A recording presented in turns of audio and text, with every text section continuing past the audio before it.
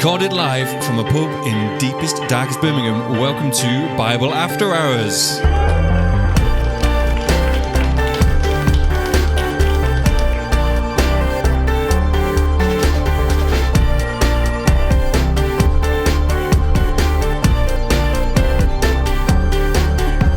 Yes, this is a podcast series all about the Bible, what it's all about, and is it worth reading? My name is Luke Ollie, and I think the Bible is well worth a read, whether you're a Christian or not. But I'm no expert on it, and there's lots I could learn. Luckily, I know a few people who are far more knowledgeable than me, so I thought I'd record a podcast series in a local pub to give me an excuse to hang out with these guys and ask them lots of questions over a drink. And to make it more fun, we have an audience. We're going to learn how the best-selling book of all time has changed the world and see if there's anything we can learn from it now.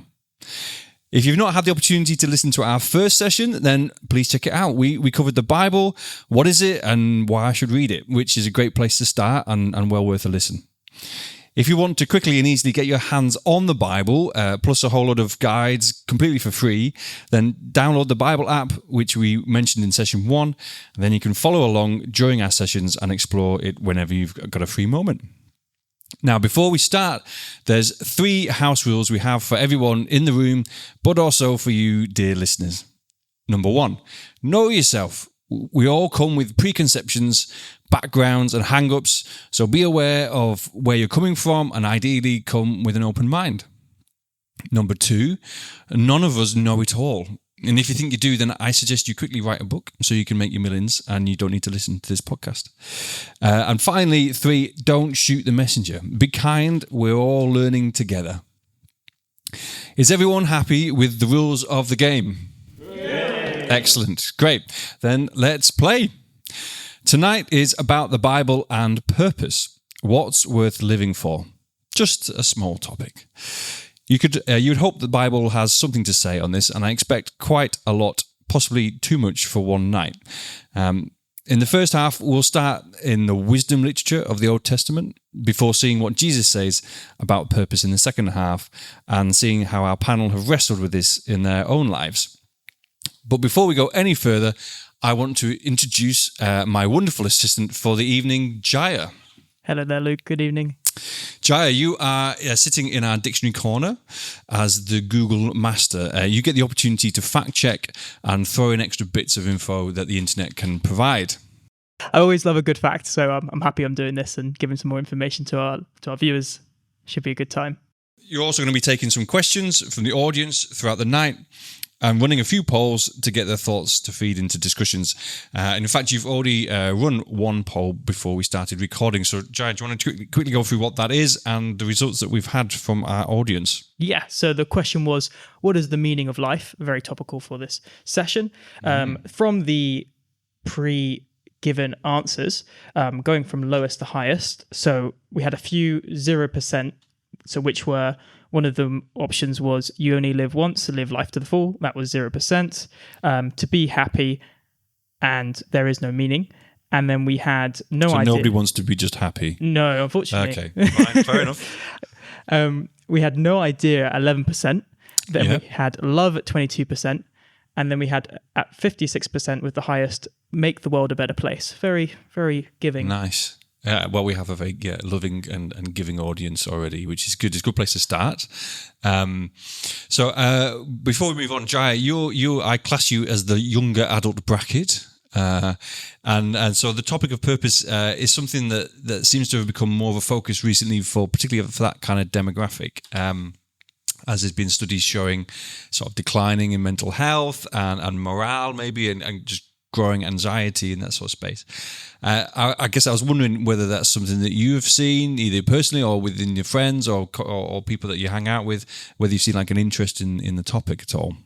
Yeah, great question. I definitely feel, especially with what's been going on with current events, our generation, well, every generation, but having gone through a pandemic and now the world isn't at the most kind of safest place. A lot of things are moving, and I think a lot of people are feeling they're looking for something else. They maybe tried to pursue a career or gone for pursuing their life in other means, but they've just been feeling empty. So I definitely feel maybe not necessarily there are a lot of people turning to Christianity, but also any other spirituality. They're just looking for that sense of that spiritual awareness. We went and did some just surveying on the university campuses. Oh yeah. And one of the questions was like, do you practice any spiritual things? And they were like, a lot of people did answer in some way, saying yes, they either maybe read a Bible, or they pray, or they do other spiritual practices. So yes, definitely, I would say something in the rise in this generation. Okay. Well, I can't talk to that generation, and whether or not, unfortunately, that's passed me by. But it's good to hear your experiences of that. Right. So I think it's time we bring on our first guest for the evening. So please, can you give a big welcome to Jeff Stamps?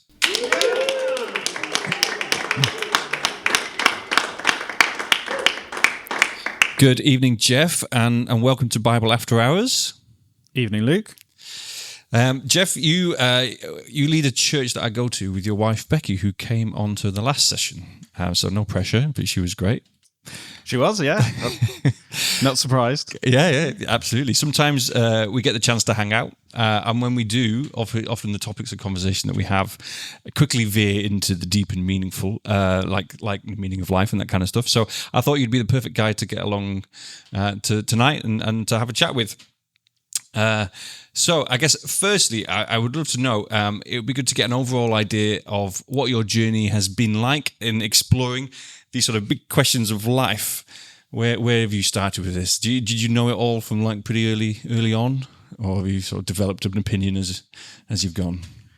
Well, I mean, I'd like to think that my ideas have grown and developed over my life, but unlike my wife, I was kind of born into the kind of Christian fold.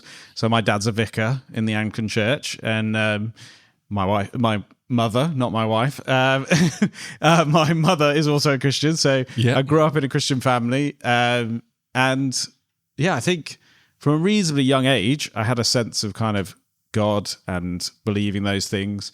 I think as a teenager, I remember having a particular experience of just kind of going to a youth event and someone doing a talk and feeling like, and explaining kind of the core message of Christianity, and then offering people a decision. And so probably about 12, and decided, you know what, for myself, I really do believe this for myself. And we were Anglicans, so I got confirmed and went on like confirmation class and stuff. Which, oh, right, okay. Yeah, that did sounds all that. Exciting for a 12-year-old. I mean, I actually really enjoyed it. Okay. I mean, I've always loved wrestling with the big questions. And basically, I really probably wound up by youth leader who was running them by just asking the really massive like questions and like grilling him. And but yeah, I really enjoyed it. And then later on, I guess, I ended up doing philosophy and theology at university. So continued that sense of kind of pursuing the big questions of life. Isn't that just like literally just what is the meaning of life for like the whole 3 years? Basically. Yeah. We did I mean, I focused on kind of applied ethics and political theory while I was there. So it was kind of all about how should you live your life and how should we arrange society and make it work that way. So this very much kind of falls in, maybe not my wheelhouse, but at least the things I'm interested and passionate about. Was that when you first grew your beard? Because I feel like this sort of question relies upon people with beards to scratch. Yes. I mean, I feel like I fall into the cliche into many cliches, and I first grew my beard on my gap year. So so whilst I was traveling my gap year, I grew my beard. Yeah, that cliche. Yeah, excellent. Well, I mean, it's a good look for you, so keep it. I appreciate it. Thanks. Yeah, Luke. I can't grow such a good beard, but so you studied it, and from there. What did you do then? Did you try and go straight into something that would, I guess, lead? What do you do when you have a philosophy degree? What would you end up with that? I mean, that's a really good question. I mean, my friends who did philosophy tended to either do law conversion, go on to work in the charity sector, or become bankers. Those are the three main jobs that all my friends did. Yeah. Wow. Yeah. So you're saying there's bankers out there that studied philosophy? Oh, yeah. Okay. I mean, they basically studied philosophy, concluded life is meaningless, and they might as well just get as rich as possible. And so, is that what we're going to end up with tonight? That wasn't what I had in mind, but we could go there. No, I mean, unsurprisingly, that's probably not where I've landed. Okay. But the church doesn't pay as well as you think. But yeah, so I actually went straight from uni into working for a church as a student worker, kind of helping support students in the grow and develop their faith as I just finished university. So Yeah. Right. So you seem like the kind of guy that I think asking the meaning of life is an appropriate question to ask. Where to start? The question of what to live for is not a new one, right? I'm guessing the Bible has got something to say about this. But are there particular parts of the Bible that you think specifically, speak to this topic? Where would you start? yeah, so interesting. Like one of the books in the Old Testament that I really find fascinating is a book called the Book of Ecclesiastes. As you've mentioned already, it's in the Old Testament wisdom literature. Right. So there are basically some bits, I think, like was talked about last time. The Bible's got different sections. You've got some of the prophetic stuff. Yep. You've got some stuff that kind of tells historical information about what happened and when. And you've also got some rules and lots of those bits. But then there's also some bits which are basically a record of wisdom at the time. And so I think they looked at Proverbs. They read out some Proverbs. They're kind of just little kind of sayings of wisdom. Then there's also Job, which is a story about how to deal with suffering. And then there's also this one, which is Ecclesiastes, and it really kind of wrestles with the question of this question, like what is life about? Why are we here? How should we live our life? And so I'd probably go there, at least in the Old Testament one. Yeah. Oh, it sounds a good place to start. Okay, so we'll look at Ecclesiastes then. I'm gonna go over to you on Ecclesiastes, and could you give me any top facts? What does the internet tell you about Ecclesiastes? Well, just a minute, have a look on ChatGPT here. Oh, excellent. So it's believed to be written by King Solomon, and for anybody who went to Sunday school as a child, that is the son of King David, who killed Goliath. Okay. So he had a lot of wisdom, according to a biblical story you can read about. And so the book is all about how he has all this wisdom, and so he's pondering this question. It's believed to be written at around, saying 300 BC, but the events take place.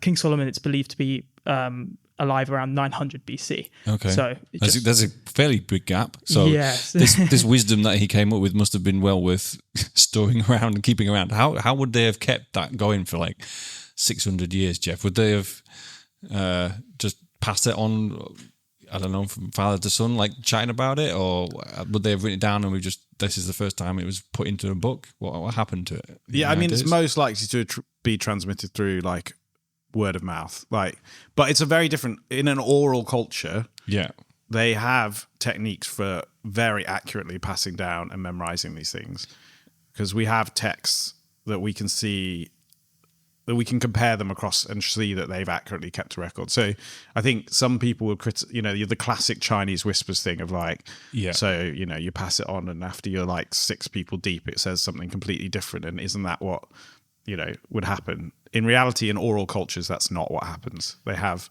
all these mechanisms within society and ways of memorizing things that make sure that you preserve it in the long run. So, and I guess there were scribes even sort of at that time, 900 BC. So presumably, maybe some of it might have been written down in one form or another. I guess I cannot remember my own phone number most of the time, so I'm hoping they're better than me anyway. Jai, do you have any other facts, or is that the key bits there? Well, King Solomon was also known for creating the first temple of Judaism, creating it. And the book, again, ponders the question of what is the meaning of life, and a bit on just him King Solomon going through that with his wisdom. Okay. So very topical. Very good. Well done, Jeff. You've chosen a good book here. Otherwise, it'd be a bit of a problem. Okay. So, It's a full book that you're referencing it, so I'm assuming we don't really have the time to literally read it all the way through tonight. Although clearly anybody listening to this, if you're interested, it's not that long a book. I don't think. No, it's not that long. I think it's 12 chapters. It's not particularly long. You can read it quite quickly, but we're definitely not going to read the whole thing. Right. Yeah. So I need a bit of a summary from you. Hopefully you've prepped something on this one. So the author then presumably covers sort of what they think is or is not the meaning of life. So maybe the easiest point to start off with would be what is not the meaning of life, because I think possibly they've got a fair amount to say on that, I guess. So where did they start on this one? What do they decide is not the meaning of life? Yeah, I mean, it's interesting for a book that is kind of focused on the meaning of life, or for what we might be thinking about, is when you come to it at the very beginning, the what they call the teacher states that meaningless, everything is completely meaningless, which seems like a slightly hopeless start to a book. Do we just stop the podcast? Should we just stop there? Yeah, this offers no answers. That's but it's interesting that the book, as it goes, kind of develops. What does it mean? What does this meaningless thing mean? What is he talking about? And in some ways, the Hebrew word for that's translated meaningless is hevel. Something I'm not wonderful at pronouncing these things. Is that perfectly pronounced? But probably not. I'm sure there is no ancient Hebrew perfectly pronounced, as it's no longer spoken by anyone. And it means kind of like smoke or vapor, or like breath, or well, not breath because that's a different word, but like wind. That it's this sense that as in life, as you if you're pursuing something, it's like you're trying to grasp at smoke or vapor or something. It's like just kind of beyond your reach. There's kind of something to it, but we'll develop that as we go. So it kind of starts in a place of like, what does that mean, and catches your intrigue. And then the teacher kind of introduces himself, and you've got a little bit more context, which gives you that idea of Solomon. I think the first passage. You've got a passage for us. You've got a passage for us. Go on then. What is the passage, Jeff, that you want Jaya to read? I think you've got the reference in front of you. Yeah, Ecclesiastes. Jeff doesn't. Clearly. I do not have the reference in front of me. Ecclesiastes chapter 2, verses 9 to 11. Yeah. So it says, and we're reading from the NLT, New Living Translation, just for everyone listening.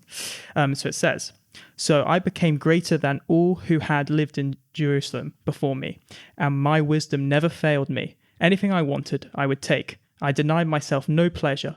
I even found great pleasure in hard work, a reward for all my labors. But as I looked at everything I had worked so hard to accomplish, it was all so meaningless, like chasing the wind. There was nothing really worthwhile anywhere." Right. So what is the author trying to get to here then, other than the fact that I've been feeling slightly depressed, if I'm honest? Yeah, to be honest, until the end, it does just kind of get increasingly depressing. Great. So keep with us, listener. So in the passage before, in chapter 1, verses 12 to 14, he says, "I, the teacher, was the king of Israel, and I lived in Jerusalem. I devoted myself to search for everything under and to explore wisdom and everything being done under heaven. I soon discovered that God has dealt a tragic existence to the human race. I observed everything going on under the sun, and really, it is all just meaningless, like chasing wind." Wait, thanks. There we go. So, like, essentially, I mean, in many ways, let's assume it's Solomon, and, he's really wise. He's famously also famously wise. Yeah. He's famously rich. Yeah. And then in the passage that Jaya read, he talks about, "I pursued all of these pleasures and I found them to be meaningless." And now, not only was he rich and wise, he also had 1,000 women that were a mix of wives and concubines. Yes. And so when it comes to pursuing pleasure, he had plenty of options. Right. And so I think and then he uses this phrase like chasing the wind. And I think what's interesting what he seems to talk about is that if you are pursuing these things as ultimate ends to give your life kind of meaning or purpose, then you are essentially chasing something that you're never going to reach or never going to grasp. So he had pretty much in that time when it was all written, he pretty much was like at the top of the game. Like, he was the billionaire of his day. Ladies, chariots. Maybe. Yeah. I mean, I guess he was like the Jeff Bezos of that day, right? But Elon Musk's a bit odd. He doesn't have that, so he doesn't really go for the bling like Bezos does. So sure. and he had it all. And then, and so that what it's saying is, if you are pursuing those things to give your life meaning, if you're trying to achieve those things, like if you're going, I will find my pleasure, my meaning and my purpose in pleasure, then actually it's never, whatever this world has to offer, it's never going to be enough. And he's talking from experience there. And the idea is he's talking from experience because, I mean, I think as a teenager, I once, which surely should have been simple maths, but I was like, okay, 1,000 women, 365 days, worked out he could, basically sleep with a different 3 women every day for a year. And as a teenager, these are the sort of things that you consider. This is what Christian teenagers Google. I think the conclusion in my mind would be that's too much effort. In one way or another, that is too much. It's just too much. I think let's just avoid any. I have one wife. It's a lot of effort. I'll let you say that. I have to go. I think 1,000 is just crazy. It's expensive. Nothing else. Well, he was very wealthy. So the first thing that he talks about is that sense of pursuit of pleasure doesn't provide the meaning and purpose and sense of achievement that you would expect it to. Right. So presumably he thought, I need another wife. He kept trying. And 1,000 women in, he was like, no, actually, this isn't working. Still not there. Thousands, still not there. So at that point, only at that point, has he realised that actually maybe that particular pursuit is not going to scratch the itch that he thought it was going to do. Okay. All right. So I can get the logic on that one. Are there other things that he's suggesting are not worth pursuing other than? The pleasure, I guess, is the one that you've referenced most there. So far. I mean, what's interesting is I think, obviously, most people listening would probably not be surprised that a religious text is like, hey, the pursuit of sexual pleasure is not the place to find your fulfillment. But interestingly, the next place he goes is wisdom and knowledge. And so and there's definitely people that go, I mean, certainly nowadays, who are really going for that sort of wisdom thing, and they'll spend their whole life trying to become the wisest they can. Yeah, exactly. So that's still a thing as well. As obviously, pleasure was very much still a thing. But so I think it's you've got it before you. I think it's 2. I'm going to get Jaya 12 to 16. 16. Yeah. So here we go. What does he say? He says, "So I decided to compare wisdom with foolishness and madness. For who can do better than I, the king? I thought wisdom is better than foolishness, just as light is better than darkness. For the wise can see where they are going, but the fools walk in dark. Yet I saw the wise and the foolish share the same fate. Both will die. So I said to myself, since I will end up the same as the fool, what's the value of all my wisdom? This is also meaningless. For the wise and the foolish both die. The wise will not be remembered any longer than the fool. In the days to come, both will be forgotten." Well read. Thank you, Jaya. I'm going to give you an 8 out of 10 for reading on that one. 10 out of 10 for the first one. We'll see how we go. Got to keep my consistency. Didn't realise you were being rated. Yeah, it's quite a lot of pressure. Comment under the podcast. How good do you think Jaya's reading? So essentially, what's interesting is like, well, okay, wisdom and knowledge. You think maybe the pursuit of wisdom and knowledge is worth giving your life to. But at the same time, he says, actually, you know what? You could dedicate your life to study. You could spend all your time in libraries reading and learning things. But actually, in the end, both the wise and the foolish die. So ultimately, he's saying, whatever it is that is going to give your life meaning and purpose, it's got to be something that is going to face up to the reality that we all die one day. Okay, yeah. Still feeling quite jolly. Yeah, I mean, it doesn't get very... it doesn't really ever get particularly jolly. But, so that's his other thing. The great leveler is, the reality is we all die. And so what are you going to do with your life that is going to be worthwhile, given that? Yeah. And, okay, pleasures aren't worth spending all your time pursuing. It's not worth just going, I'm going to pursue nothing but pleasure. It's not worth saying I'm going to pursue nothing but knowledge. And he even goes on to say, there are so, of knowledge there is so much, and of books and of reading of books there is only exhaustion, essentially. He says, like, basically you could go to the libraries, you could pursue knowledge, but in the end you're just going to get tired of reading.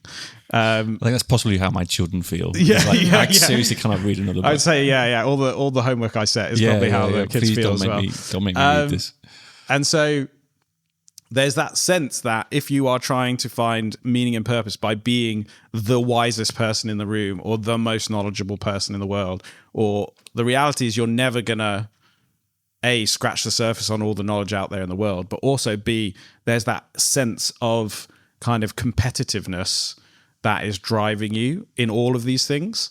And that, so in one of his other passages, he talks about the challenge of envy. Okay, so this is another thing that another which area is that is. chapter 4, verse 4, which is I then observed that most people are motivated to success because they envy their neighbor, but this too is meaningless, like chasing the wind.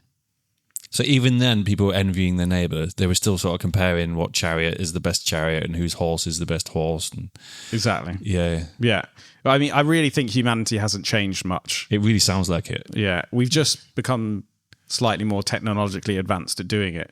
Yeah. Now we compare each other over social media instead of like, you know.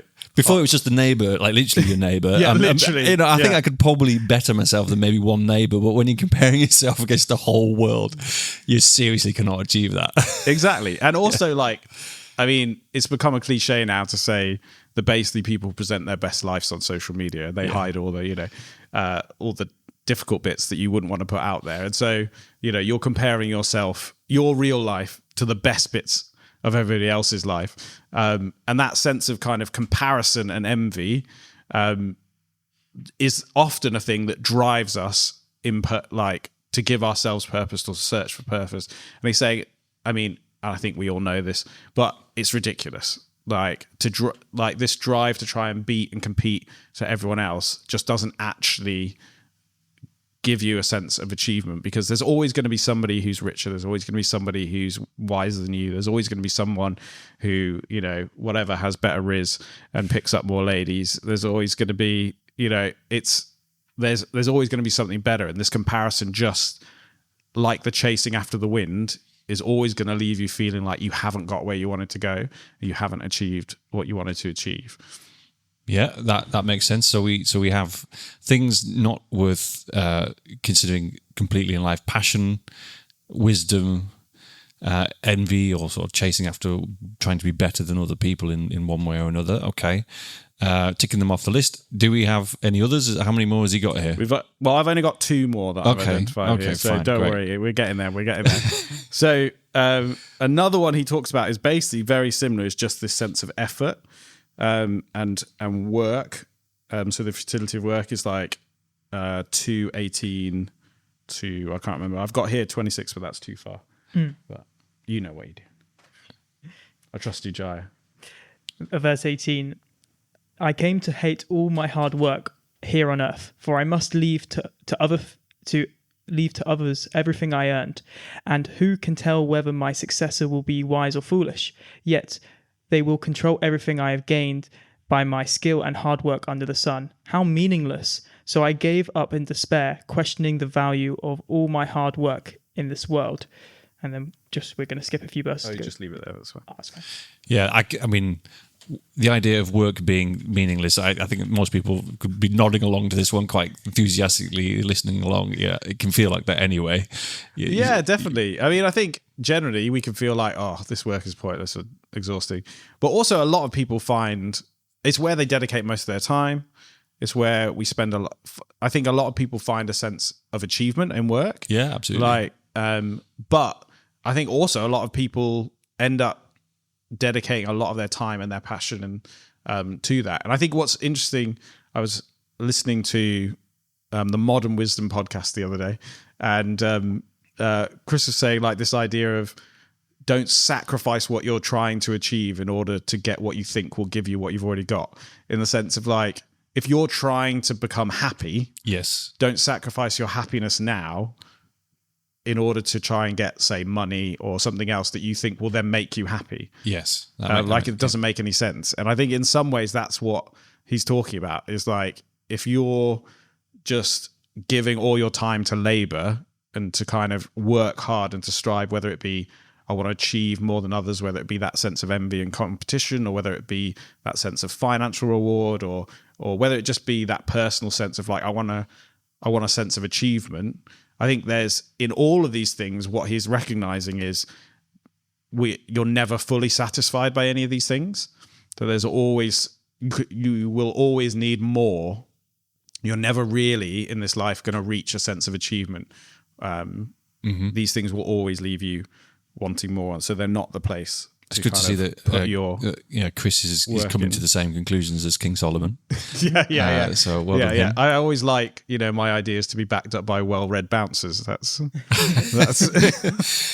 great stuff.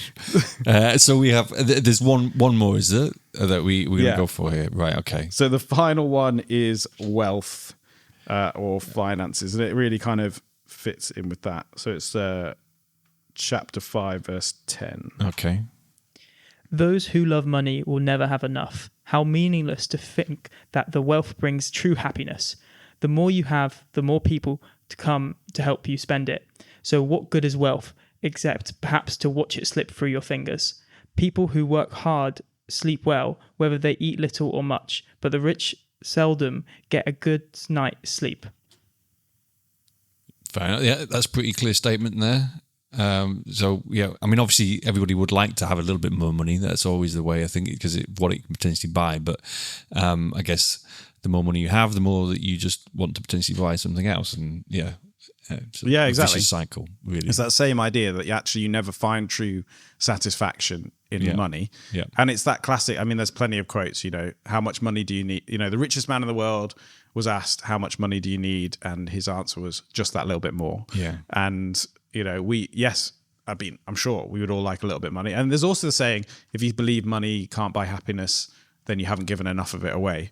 But that's a very different thing. But yeah, there's that sense that if you think money will ultimately give you a sense of happiness or enable you to achieve the things you want in life, then really ultimately it's not going to be that. It's just going to slip through your fingers. You're always going to want more. You're never going to quite reach those desires. And I think that's the point at which he kind of ends up beginning to slip into some of what he thinks is actually the point.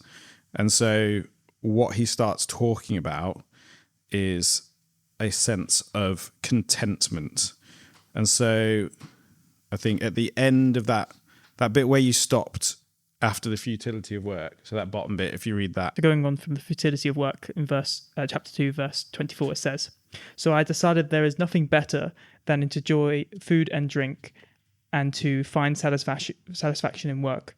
Then I realized that these pleasures are from the hand of God, for who can eat or enjoy anything apart from him?" And then going to chapter 7, verse 14, it says, "Enjoy prosperity while you can, but when hard times strike, realize that both come from God. Remember that nothing is certain in this life." Okay. So what I find interesting is, in some ways, if you're reading up until kind of chapter 9, it's almost like a Buddhist philosophy of saying that actually the source of all of your frustration and all of your suffering and all of your disappointment is that you strive after too much. It's your desires and your longings and your striving after these things that you're never going to really achieve. That creates all of this disappointment and frustration in us. But differently, where he lands is very different. So what he starts to talk about is actually what the purpose of life is, to come to a point where you learn to be content with what you have and the blessings that God has given you, and you learn to essentially in the moment enjoy what you've been given. So it's not this aestheticism or kind of self-sacrificial thing that is common in Buddhism, where you should kind of give the world up and not enjoy anything and just kind of separate yourself from everything, but rather that you should lean into service and community and friends and enjoying the blessings that God has given you. And it's that sense, the purpose of life is to come to a place of contentment in what God has given you. Okay, so because what does it mean? Because we were sort of saying all of these things do not offer meaning in life, but are we saying then therefore you should just not chase after them? You shouldn't look to get money, you shouldn't look to work hard, you shouldn't look to have pleasure and so on and so forth. Are we saying that that's just off the table, it's not even worth considering, or what's the story there? Yeah, I think it's not. So I think he definitely wouldn't say it's not worth ever trying hard. Right. I think it's more the sense of trying to use the blessings that God gives you to find an ultimate sense of satisfaction. So if you're trying to find your ultimate sense of personal satisfaction or meaning in achieving a certain thing, which is really just in this life, then ultimately it doesn't make sense, because you're just chasing after something that will either come to an end because you're going to die and someone else will get it. So it's not about accruing wealth. It's not about just pursuing pleasure. It's rather going, okay, how can I use my gifts and my talents to obey God, to serve others, and enjoy the things that He's given me, and then come to a place of contentment in the things that I have. So it's more coming to an end to striving than it is about saying that those other things aren't worthwhile, if that makes sense. It sounds a little bit like sort of living in the moment, enjoying the moment kind of thing, in whatever moment that is, being present in that space, which I can kind of get. Okay. All right. Yeah, it's interesting. I mean, it feels like there's still something lacking there, which maybe we might cover off in the second half, because they're like, okay, yeah, live in the moment. Yeah, that's great. Yeah, I'm fully behind that. But yeah, okay, we'll see. Maybe we'll see what Jesus has got to say about the matter in the second half.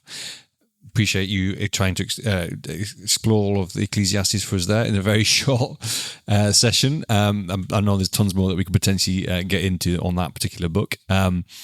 Hopefully we can take it from the sort of everything is meaningless starting point that we had at the beginning to maybe by the end of the second half we can say that look, there is some other things we could put our energy into. So we're going to take a short break. And when we return, we're going to be joined by another guest, and we'll see what Jesus says about this topic and look at some examples of what that looks like in practice.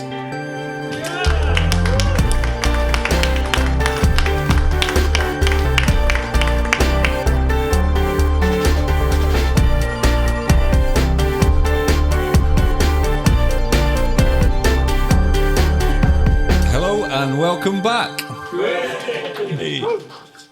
Right, good. During the break, we ran another question, which Jaya, I think you've been looking at. So the question was, do you think Western society has got better at answering the meaning of life over the last generation? And Jaya, what was people's thoughts on that? What were the answers and what came lowest? So again, from lowest to highest. The lowest was, yes, there's definite improvements at 11%. Then the second was there's lots of noise, but it's still not clear that we're making any progress. And then the highest with 56% was we've taken a step back compared to previous generations.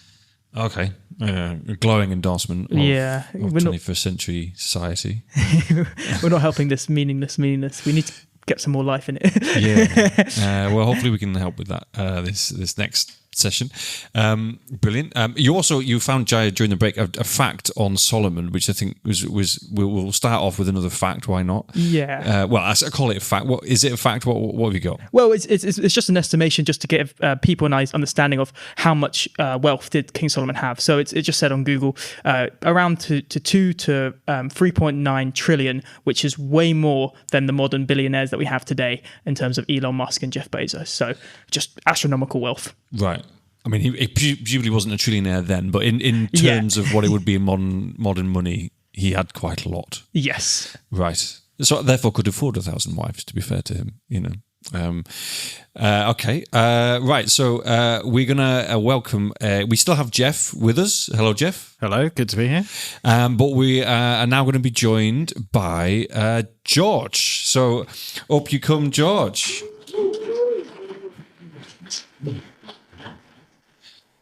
George, welcome to Bible After Hours. Hi, thank you. Now, I asked you to come along because you're a young guy trying to work out these big questions. Younger than me, anyway. Just So you're not in any sort of church leadership position, but I thought it would be great to hear your thoughts and experiences of exploring this whole meaning of life question. I also believe that you work for the pub chain that we are currently in. I do. So, we haven't got any podcast sponsors yet. Maybe you could put in a good word. I'll give you a go. But nothing probably, big, just a few drinks, free drinks, maybe. Probably you're talking to the wrong guy. Finance guy is not going to give you free drinks. You need to talk to marketing. I'll line you up. Maybe so. Okay, fine, great. Do you want to just tell us a little bit about yourself, George? Yeah, sure. So, like Jeff, I was brought up Christian. I came from quite a different Christian background to kind of the church I go to now. But yeah, loving God, loving Jesus has always been a big part of my life. As you said, I work for a pub and restaurant company. I try and help make better commercial decisions for the people that run the different brands and that kind of thing. So, and also I do pricing. So the reason why everything's so expensive is my fault, I'm afraid. So you can boo and heckle me now. Last one, the last session we had, somebody was commenting on how competitively priced the beer was. So maybe you've been doing a decent job there, possibly. So is the meaning of life a question that you've considered much? I'm kind of hoping the answer is yes. Otherwise, we've got a very short second half. But yeah, have you considered this in any way before? Yeah, I mean, I think most of us probably come to points in our lives where we do. I guess it can also be easy to live life on autopilot, and actually if you're very, very busy all the time, kind of day to day surviving, it might not be something that you think about too much. But I think we all have times in our lives when we do reach that point. And for me, so last year I had a sabbatical year from my work. What is that? So basically, I took a year off, kind of unpaid leave from work, kind of like having like maternity leave, but without the baby and the pay. But right. So yeah, a year off. Yeah, I mean that sounds awesome. It's good fun. Yeah. Okay, cool. So you took a year off and just painted fences, did some gardening. You know what? I did do a bit of that. I did a bit of handyman work actually over that time. But no, I kind of got my backpack on and kind of went off. To kind of travel the world a bit, cliche gap. Jeff said earlier about his gap year. Yes, this was the same, but just a slightly older Probably a better time to do it, to be fair, because when you have a gap year when you're like 19, I'm not sure you take full use of that time. And you certainly don't have much money to take use of that time. But yeah, okay. So you had a year out, essentially backpacking for a good portion of it, presumably. And in that period, did you consider the meaning of life? Was that something that was on your radar, or were you literally just, I don't know, chilling out on a beach somewhere, considering nothing else? Yeah, I mean, there were various kind of factors that kind of led for me to kind of take the sabbatical. I guess I'm at a point in my life, so I'm kind of in my mid-30s now. And I don't know, earlier in my life, maybe I thought by this age, I'd probably be married, have kids, whatever. And that hasn't happened. So there are also some kind of professional and other family reasons why I took the time out. So maybe for those who are listening, George is an exceptionally handsome man. He's very wealthy. I don't know, very intelligent, very you wise. Clearly don't know me very well. Yeah. Christian Mingle links in the comments. Yeah. Cool. All right. So you weren't sure what was the next step, I guess. So a sabbatical felt like a good thing to do to sort of look at what the next step is. Yeah, maybe. and for I mean, I did various things. I worked in a juice detox and yoga retreat in Portugal. I went to India. I learned to be a yoga teacher, met the Dalai Lama. I volunteered in a Buddhist monastery, and then also in a Benedictine monastery in France. And so I did all sorts of different things. And to be honest, quite a lot of that what you were talking about earlier in the first part of this podcast kind of really resonated with me, that actually quite a bit of that was me kind of being very insular and just kind of chasing what else can I do? Where else can I go? What else can I experience to try? And yeah, I don't know, chase happiness and fulfillment. I mean, there's some lots of good places to visit there along the way. Some good views, I imagine, and also these places are well known for their wisdom and for recharging the battery. So hopefully you got some benefit out of it somewhere along the way. Yeah, no, I did, and don't get me wrong. I mean, it's an incredible blessing to be able to travel and experience different parts of the world and be parts of different communities and yeah, lots of it was great, but you also get to the point, well, I got to the point where it comes back again to what we were talking about earlier, that what is all this for? Right. Yes, like climbing a mountain, sitting on the beach is great, and yes, it is great for a short time, but actually life is more than that. And I felt like I had an ache inside of me, or a hole inside of me, that I felt being called back to God and Jesus, that perhaps I hadn't paid enough attention to, or I hadn't committed enough of my life to. And so then towards the end of my sabbatical, I kind of felt this, and I knew this. I'd kind of come to this realization that I guess the wisdom was in the Bible all along, right? But I should have known.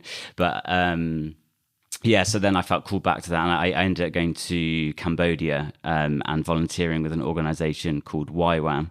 And then I kind of really felt that, again, kind of like this story arc of my year, that then kind of going there, being part of a community of kind of people who I had shared values with, that love God, love Jesus, and were like working every day to make life better in that country. For people and preaching God's word. That was kind of the final end of the story. And then I came home, and then I also then realized, actually being rooted in my church community, living life alongside some like amazing people that again are serving God and working in the world to kind of make it a better place.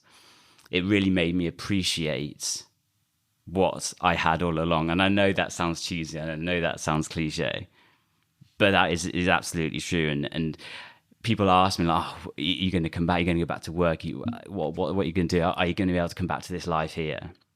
And it made me realize the true kind of value of where you're from, living alongside people, making a difference, kind of trying to love God and love other people. And you can only do that in community, and you can't do that on your own. Yeah, okay. I mean, that's quite a deep conclusion to have got out of that year. So, I mean, I would, I'm sure there's lots of listeners as well that would love to climb a mountain just on your own and chill out and, swing on a hammock on a beach, just chill out. I've got 3 kids, so the idea of doing that sounds absolutely awesome. I hope you had a good time and enjoyed it. But the conclusion at the end of it gives me some hope in life that maybe, despite the fact that I'm here and you were on a beach somewhere on the other side of the world, that we're still having value and doing the sort of the right thing. So. So did you, and then I'm interested in the Cambodia sort of process, was that something that, because you went and sort of did stuff there, helping out people, was that already in the plan, or what sort of drove you to that decision to do that rather than spend your money on another trip around, I don't know, America or something? And why did you suddenly decide or did you suddenly decide, was that the right thing? Honestly, I felt called to do that. Right. I felt, as I said, I kind of felt like I had been going off trying all these different things, looking for wisdom in other places probably, and looking for fulfillment in other places. And I came to the realization that actually that was all kind of vanity and chasing for the wind, right? As we talked about from Ecclesiastes earlier. And that I needed to kind of come back to where I know the truth is, and I know where kind of true happiness and joy and fulfillment comes from, and that's kind of what led me. And that's Cambodia. Well, that was to go to a Christian kind of community and be in that world again, and working with people, being in a loving kind of community and kind of making a positive difference. And that didn't have to be Cambodia. That could have been doing something somewhere else with another group of people. But New Regis, maybe. But coming back to like the Christian community, and like people that know and follow and love Jesus. Yeah. Okay. Cool. Well, I mean, that sounds an awesome journey to have gone on. And so that journey that you obviously you had a faith in some form or other before that journey, and by the sounds of it, also afterwards. But you've gone on a process, I guess, of relearning maybe part of yourself through that. Was there any elements of your faith of Christianity and particularly of the Bible that you sort of looked into that helped you along that journey, that you sort of scraped out the back of your mind that then led you to go, maybe actually helping other people is the right thing to do in that situation? Was there anything there that you sort of called upon that you think is worth us knowing about? Yeah. So in the Gospels, Jesus is asked kind of what Jesus is asked, what is life all about? What do you have to do in this life? And Jesus said that the two most important things, the two only things really, is to love God and love other people. And he says that is where life is. Right. Jeff, that feels like a lot more positive place to start. Why didn't we start there? Well, you started off with the meaningless thing. Well, I mean, I think that's the journey that we all sometimes need to go on, don't we? Oh, okay, sure. Of like, it's a little bit. You just took me right from the meaningless thing all the way through, and now we're only just here, right? Well, this is the exciting journey of ideas, isn't it? And I think what's interesting is ultimately that's where he lands in Ecclesiastes, is that really it's about finding contentment in what God has given you, serving others, and serving God, and that's where fulfillment is come. Because I think that's really what he's talking about, is how do we come to a place, if we're chasing fulfillment in something out, if we're chasing our own fulfillment, there's always going to be a lack. We're never going to get there. But actually, once we decide to not chase our own fulfillment, but to find contentment in what we have, to love others and serve God, then so actually he concludes in a rather predictable place, and says at the very end of Ecclesiastes, Solomon concludes, "Fear God and obey his commands, for this is everyone's duty. God will judge us all, every one of us, including for the secrets, and whether we're good or bad." So, I mean, it seems a little bit predictably religious at the end, which is not where it started. But he concludes with this sense that ultimately we find contentment, serve others, serve God, live in that sense of following his commandments, and that's where we'll find a sense of, I think it's more that sense of fulfillment that he's talking about than maybe meaning or purpose that gets a bit confused. Yeah. So George, when you were on a beach somewhere in some nice place, were you considering everything is meaningless bit, or were you that Jesus commandment sort of surfaced somewhere in there? Did they?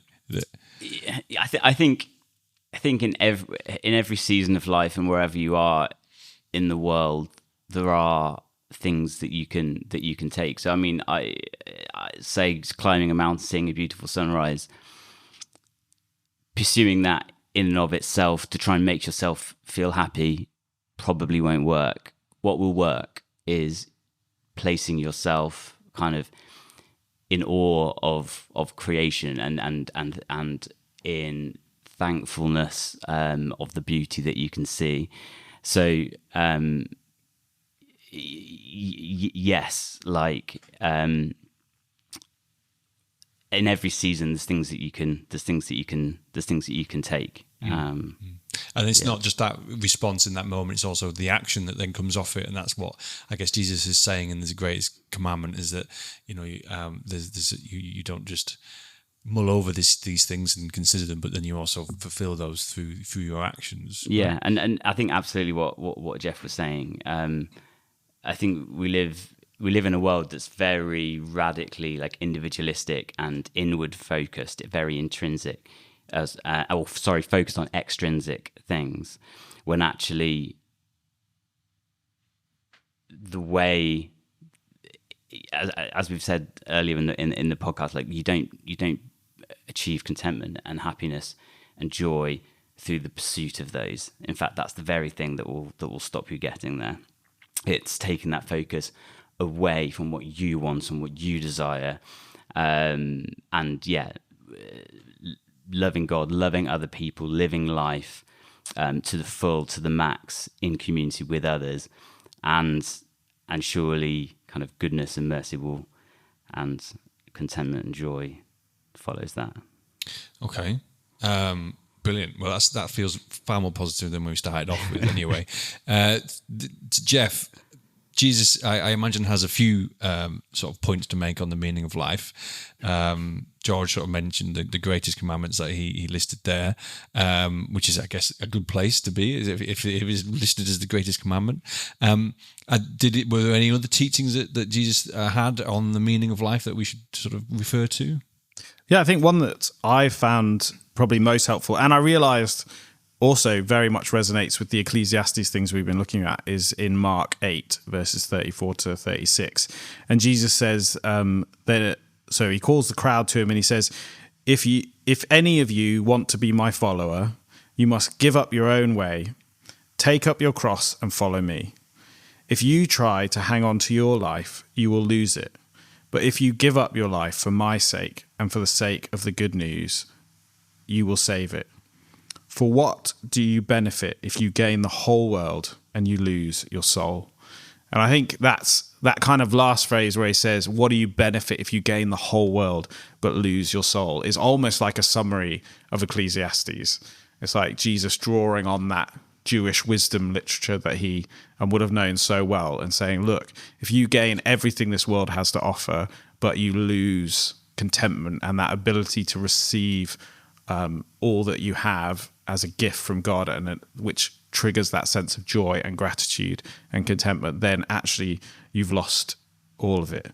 But I think also he's just like George was saying, that ultimately, if our life is centered around ourselves, then actually we're missing it. And when Jesus is saying, if we lose our life for him, then we gain our life, that actually, like, the purpose of our life isn't found in pursuing our own good, but rather if we sacrifice our own good for the sake of others, that's where we find fulfillment. And I think that's really countercultural. Yeah. Because I think if you, like, even though there are movements within society that say really celebrate like self-discipline and sacrifice, whether that be, kind of the exercise scene or the wellness scene, and it's like, well, just eat healthy even if you don't like it, down that green smoothie, it's good for you, or whether it be there's that workout scene where it's no pain no gain, and do it even if you don't want to do it because it's good for you. But ultimately it's all about you. Yeah. Like, the sacrifices are all about you. And there's this sense, and I think that I don't know, Joe Rogan and some of the other guys, about total human optimization, trying to, achieve your ultimate kind of purpose, or be the best you can be.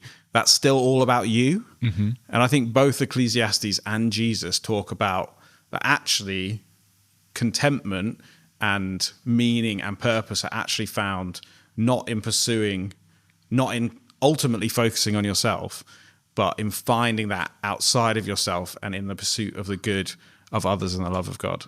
So what does that mean in a very practical sense of the term then? So if we're focusing, I guess, not on ourselves but on other people, George, your Cambodia story, I guess, epitomizes that kind of process. You decided to go and do something that was not just for yourself, but what would you practically sort of say if somebody was to go and do those things? What would that look like? Well, I think we all have very different skills, talents, experiences, backgrounds, and I think each of us know something that we are pretty uniquely kind of very good at. Some things are kind of more visible than others. I mean, this was not the case in Cambodia, where I was trying my hand at lots of different things that I wasn't necessarily that skilled at, but I was having a go. But then there are other elements of my life that I kind of feel that, God has given me certain talents, certain skills, certain experiences, which enables me to do certain things and serve people in certain ways. And I think you'll have that, Luke. I think you'll have that, Jeff. I think you'll have that, Jai, and everyone here in the audience too will have the same thing. I think deep down we all know there is something that we have that is kind of God-given talent, skill, experience, background that we can then use to help people practically every day. And that would be different for everyone. But it's, I guess, I mean, we all, and often that we're told that maybe we have this unique thing that we can do to help the world. But it's particularly the point that we're not doing it for ourselves. We're not doing it necessarily to get the 9900th wife or whatever. We're doing it to sort of support the community around us. And society, I guess, in general sometimes, which I guess is what Christianity can sometimes be, hopefully be known for, is all the things that it has done over its history in setting up a society that we believe is better than what was there before. And also I guess we all have relationships that we can all sort of be part of and support each other in, and certainly as like a father and lots of different relationships I have. I guess the idea is there that we're sort of giving into those things, and we're not just taking from those things, but we're giving of ourselves. Jeff, is there anything else that you think that would be of a practical sort of way to look at this sort of stuff? Yeah, I mean, I think that I think often meaning and purpose is actually found when we look outside of ourselves to something bigger. That when we submit our desires to a greater purpose, and for some of us that, like, we will experience maybe a little bit of that, maybe if we're a parent or something, we know what it is to say, you know, I actually would quite like to sleep, but I'm going to get up because I'm trying to keep this human alive and I want this human to be loved and to thrive. And so we're placing our desires underneath a bigger purpose, which is to say, you know, help this other human being thrive. But I think what is fun about Christianity is that the big picture of the Bible, the big story of the Bible, gets to place all of us in this kind of greater narrative. And I mean, I'm a little bit of a, you know, fantasy geek or whatever. Mm-hmm. And I really love the idea of being a part of, like, I think many of us love the idea of being part of a kind of grand narrative, this kind of big sweep of an adventure. And I think when you read the whole story of the Bible, it gives us a chance to be a part of that. So in many ways, if you think of the narrative of the Bible as a whole, what it says is there's actually this battle, this global battle between good and evil that's going on forever. And actually we all get to find our place within that battle. And in that battle, actually, all of our choices, all of our decisions, they're actually really meaningful and impactful in this greater, grander scheme of things. And when we pursue what God is asking of us, then we get to find our place in that and make a meaningful contribution, not just to the local and to the world, but to this greater kind of, you know, thing that's going on. Mm-hmm. And yeah, I find that for myself in the moments of like the nitty gritty of just everyday decisions, when you're trying to just, I mean, what is it? I think it's Frozen 2, like just do the next right thing, which is great advice. Just do the next right thing is when you are just trying to do the next right thing, reminding yourself that actually you're a part of this big adventure, and that just deciding to do the next right thing has bigger impacts than you might imagine, because beyond yourself, and that even though you're putting your own desires below this bigger thing, it's well worth it for the... Yeah. Okay. I think that sounds, that's a great place to sort of draw it to to a conclusion there, Jeff. Thank you for that. And George, thank you for sharing your experiences that you've had over the last couple of years. Before we finish, Jaya, as we were talking earlier about a book that I read years ago on purpose, and I couldn't remember what on earth it was at the time. But do you have more details on what it is? I think it'd be a good place for maybe people to do research if they want to take this conversation further. Yeah, absolutely. The book is called The Purpose Driven Life by Rick Warren. And the book Rick Warren was a Christian pastor, and it was published in 2002. And it offers just 5 things for the purposes of human life on Earth. And there's a lot more wisdom and some things you could go and read in there. Sounds all right. So if people want to continue on this journey, I guess they can check that one out. It's a good place to start, if nothing else. Yeah. We've covered a huge amount of ground this evening, guys. So thank you very much. I think we're going to call it a day there then. So thank you everybody for coming along tonight. The next theme that we have is going to be on our value.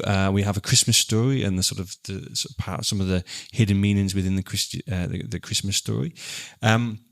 And to finish off, I've got a little verse that I think we'll close the night on from New King James Version, and this is Ephesians 2, verse 10. For we are His workmanship, created in Christ Jesus for good works, which God prepared beforehand, and that we should walk in them. So I think that's a great sort of summary of what we've been talking about tonight. So thank you everybody for coming, and I look forward to seeing you again all soon.